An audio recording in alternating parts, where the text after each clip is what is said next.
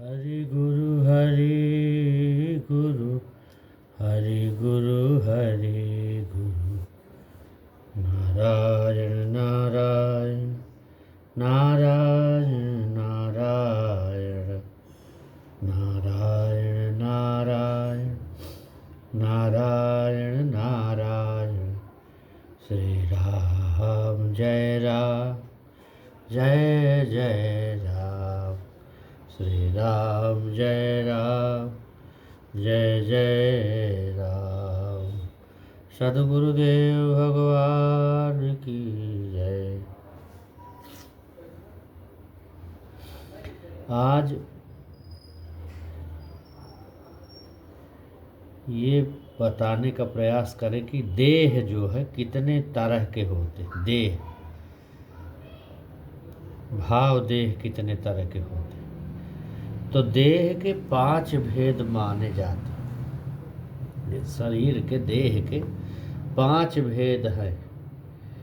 स्थूल जो दिख रहा है ये स्थूल शरीर है, और इसके अंदर जो कर्मेंद्री ज्ञानेंद्री है ना, ये सूक्ष्म शरीर है।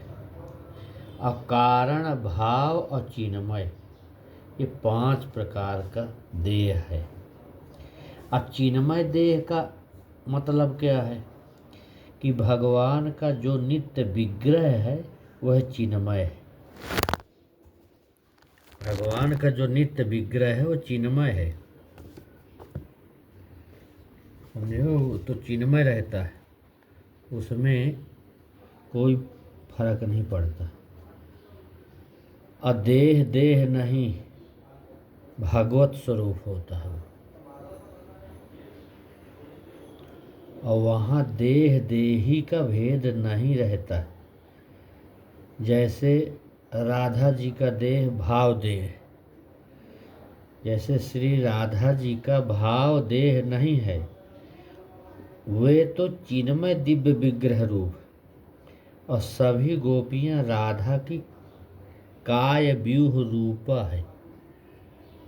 काय व्यूह रूपा है। भगवान का विग्रह चिन्मय है, तब उनकी 16,108 रानियों कितने पुत्र फिर कैसे हुए? तो इसका जवाब ये है कि यदि सारी भागवती सृष्टि थी तो भगवान के संकल्प से हुई थी। अब भगवान के शरीर में जो रक्त मांस आदि जो भी है शरीर, जो देह शरीर है, प्राकृतिक शरीर दिखलाई पड़ते हैं, वह तो भगवान की योग माया का चमत्कार है। प्राकृत देह कैसे होता है इसको समझ लीजिए। प्राकृत देह का निर्माण होता है स्थूल, सूक्ष्म और कारण, इन 3 देहों के संयोग से।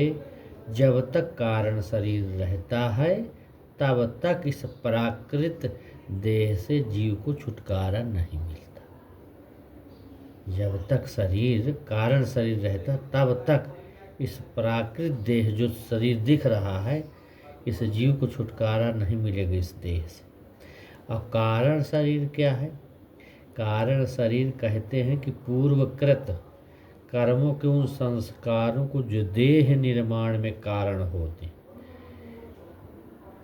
इसी के आधार पर जीव को बार बार जन्म मृत्यु के चक्कर में पड़ना होता। और यह चक्र कारण का सर्वथा अभाव न होने तक चलता रहता है। और अप्राकृत शरीर कैसा रहता है? अप्राकृत शरीर इन सबसे विलक्षण है, जो महाप्रलय में भी नष्ट नहीं होता। वो प्रकृति से नहीं रहता है। और देव शरीर प्रायः रक्त मांस मेद अस्थि मांस वाले नहीं होते, पर अप्राकृत शरीर भी नहीं होते।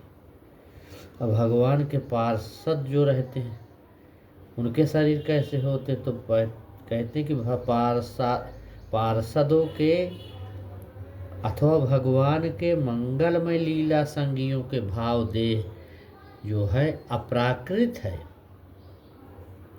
और वे प्राकृत शरीर से अत्यंत विलक्षण, पर वे भी भगवत देह से निम्न श्रेणी के ही हैं। अब भाव देह का सुनिए कि भाव देह भगवत कृपा से प्राप्त होता है और उन्हीं की कृपा से जन्म जन्मांतर में सहज ही मिल जाता है। प्रायः ऐसा देह भगवान के मुक्त परिकारों का या कारक पुरुषों का होता है, अथवा कभी कभी साधनों के द्वारा भी इस देह की प्राप्ति हो जाती है। अभाव देह प्राप्त करने की साधना कैसा होता है? इस भजन के प्रभाव से, इस भजन के नियम से, प्रणाली से सबसे पहले आवश्यक है कि असत्संग, धन स्त्री मान का और इनके संग का परित्याग, इंद्रिय सुख की वासना का सर्वथा त्याग, जन संसर्ग में ज्यादा न रहे, भगवान श्री कृष्ण के नाम गुण लीला के अतिरिक्त अन्य किसी भी विषय के श्रवण कथन मनन से चित्त की विरक्ति हो जाए और स्वयं निज सुख मोक्ष तक के इच्छा लेस का सर्वथा त्याग हो जाए। अब अपने को ब्रज में स्थित एक किशोर वयस्का सुंदरी गोपिका के रूप में, ये सुंदर अर्थात मंजरी देह प्राप्त अगोप कुमारी के रूप में ले जाकर मन में ऐसा मानकर कि श्री ललितादि जो सखियां हैं, श्री रूप मंजरी आदि मंजरियों में से किसी एक के अनुगत होकर उसके मधुर सेवा भाव का आलंबन ले ले और फिर गुरु कृपा से सखी के बाएं ओर रहकर निरंतर सेवा में संलग्न रहना चाहिए। आप कहते कि थोड़ा स्पष्ट और समझ में ना आया हो तो इसको हम और स्पष्ट करते हैं, जिससे साधक किस प्रकार चिंतन करता है वो बता रहे। मन में ऐसा भाव, चिंतन, धारणा या ध्यान करना कि मैं एक किशोर वय की परम सुंदरी गोप कुमारी हूँ। मेरे हृदय में इंद्रिय सुख की नाम की जो कीर्ति की है, लोक परलोक की या भोग मोक्ष की किसी भी वासना का लेस भी नहीं है। श्री राधा माधव की सुख सेवा और रसास्वादन ही मेरा स्वभाव है और मैं अपने इस गुरु कृपा नित्य सिद्धा सखी के वाम पार्श्व में रहकर उनकी अनुगता होकर सदा सर्वदा श्री किशोरी जी राधा माधव की यथोचित सेवा में मैं संलग्न रहूँगा। अब भाव देह का भी तात्पर्य कि भगवान के नित्य धाम में नित्य परिकरों के चिन्मय देह में लीला के लिए एक शक्ति दी गई है, उसका नाम है भाव जगत। अब भगवान के नित्य परिकर भाव देह में होते हैं। भाव देह की प्राप्ति से उनका रास लीला में प्रवेश हो जाता है। सिद्ध देह कैसे होते हैं? सिद्ध देह जिसके पहले साधक देह वाले महानुभाव भावना करते और उस भावना में सिद्ध देह के द्वारा भगवान की सेवा करते हैं। यह देह नित्य सुंदर, नित्य मधुर, नित्य नव, सुषमा संपन्न और नित्य समुज्ज्वल रहता है।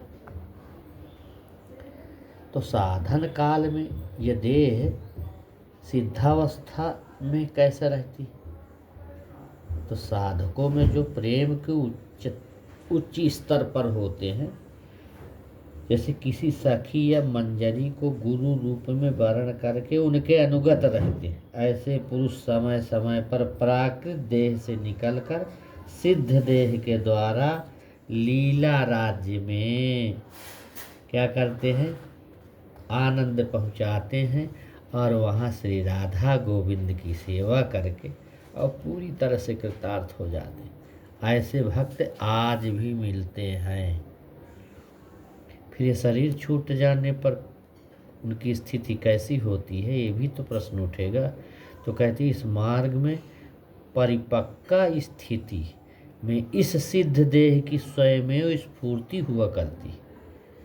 5 भौतिक देह छूट जाती, पर ये सच्चिदानंद रस विग्रहमयी जो ब्रज सुंदरियाँ भगवान के प्रेम धाम में स्फूर्ति प्राप्त करके श्री युगल स्वरूप की सेवा में नित्य नियुक्त रहती हैं, वो कभी नहीं जाती न कहीं जाती। इसलिए ये सारी चीज़ें भाव देह, स्थूल देह, सूक्ष्म देह और कारण शरीर, चिन्मय शरीर, ये सारी चीज़ें मैं आपसे बताने का प्रयास किया।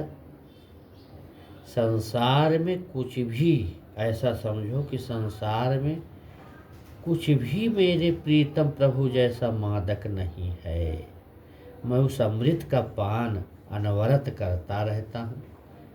और ये कहो कि हे मेरे प्रभु, मेरी आत्मा की काल पक्व मदिरा, मैं जैसा जैसा अपने भीतर के सागर से तेरा पान करता जाता हूँ और मैं देखता हूँ कि तुम अक्षय हो और तुम आनंद से भरा जो गगन हो, जो ब्रह्मांड के सारे तारों को मेरे हृदय में धड़कते हुए प्रदर्शित करते हो, मुझे ऐसा भान होता है।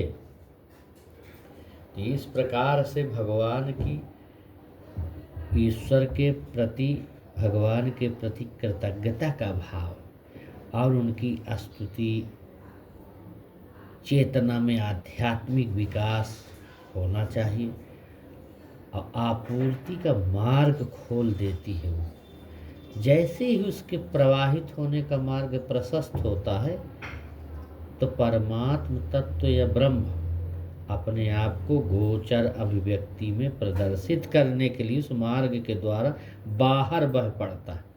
प्रत्येक चीज के लिए आपको हर समय कृतज्ञ रहना चाहिए, प्रत्येक चीज में कृतज्ञता करनी चाहिए। आपके लिए कोई आंसू भर भी बहा दे, उसके प्रति आपको कृतज्ञ रहना चाहिए। कृतज्ञ कुछ भी कोई करे आपके लिए, उसके लिए कृतज्ञ रहिए, कृतघ्नि मत बनिए। इसे समझिए कि सोचने, बोलने एवं कार्य करने की शक्ति हमें ईश्वर से मिलती है। वे अभी भी आपका मार्गदर्शन करते हैं, आपको प्रेरणा देते हैं, आपके साथ हैं। ऐसा हमेशा अनुभव करते रहना चाहिए। उनके मान बिंदुओं को नहीं भूलना चाहिए। इस प्रकार भगवान के साथ समरस होना और उनमें संपूर्ण विश्वास रखना, जहाँ भी वे आपको रखें और आपके साथ जो भी करें उसी में संतुष्ट रहो और सब कुछ नम्रता एवं भक्ति से उनको स्वीकार करो। यही अत्यंत ये अद्भुत बात है। ओम शांति शांति शांति। ओम।